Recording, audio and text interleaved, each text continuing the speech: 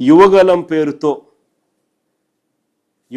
పేరుతో ఆయన కొడుకు రాష్ట్రమంతా తిరిగి ఏడ పిల్లోడు కనపడినా కానీ యంగ్స్టర్ కనపడినా కానీ అద్దో యువగలం అని చెప్పి వాళ్ళందరికీ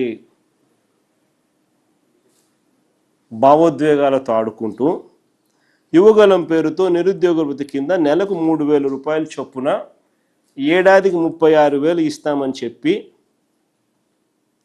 ఈ 3 బడ్జెట్లో కూడా ఇచ్చింది ఎంత? 0. ఇచ్చేది 0. ఈ 2 బడ్జెట్లలో ఇచ్చింది 0. ఈ 3వ బడ్జెట్ ద్వారా ఇచ్చేది 0. ఏడాదికి వీళ్ళు చెప్పిన 20 లక్షల మందికి వేసుకున్న 7,200 కోట్లు ఇప్పటి వరకు యువతకు పడ్డ బకాయిలు ఈ 3 సంవత్సరాలలో 21,600 కోట్లు. ప్రతి నిరుద్యోగికి ఈయన బాకీ పడ్డ అమౌంటు సంవత్సరానికి 36,000 ఇంటూ 3 ఏళ్ళు 1,08,000 రూపాయలు ప్రతి నిరుద్యోగికి చంద్రబాబు బాకీ. నిరుద్యోగ భృతి అంటూ హామీ ఇవ్వడం, తర్వాత దాన్ని చెత్తబుట్టలో వేయడం చంద్రబాబుకి తొలిసారి కాదు.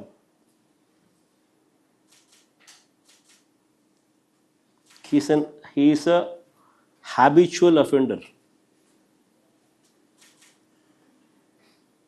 తొలిసారి కాదు ఇది. ఇలా మోసం చేయడము, ఈ మాట చెప్పడం. తాను గెలిచిన 1999 ఎన్నికల మేనిఫెస్టో చూసినా ఇది కనిపిస్తుంది. తన 2014 ఎన్నికల మేనిఫెస్టో చూసినా ఇది కనిపిస్తుంది. మళ్ళీ ఇప్పుడు తన 2024 ఇప్పటి మేనిఫెస్టో చూసినా ప్రతిసారి ఈ హామీ ఇస్తాడు. ప్రతి ఎన్నికల్లోనూ ప్రతిసారి ఇస్తాడు.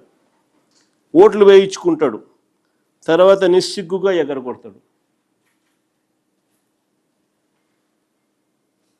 అందుకనే యువతకు చంద్రబాబు నాయుడు గారు నిత్య మోసగాడు, నిత్య వంచకుడు.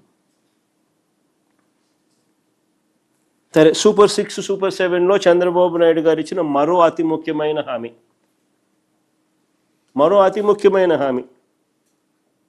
18 ఏళ్ళు దాటిన 60 సంవత్సరాల లోపు ఉన్న మహిళలందరికీ నెలకు 1,500 రూపాయలు చొప్పున ఏడాదికి 18,000 ఇస్తానని, దానికి స్త్రీ శక్తి అని పేరు పెట్టాడు. అమ్మవారి పేరు కూడా పెట్టినాడు. అమ్మవారి పేరు పెట్టి మహిళలను మోసం చేయగలిగిన ఏకైక వ్యక్తి ప్రపంచ చరిత్రలో ఎవడన్నా ఉంటాడంటే అదొక చంద్రబాబు నాయుడు తప్ప ఇంకెవడు ఉండడు.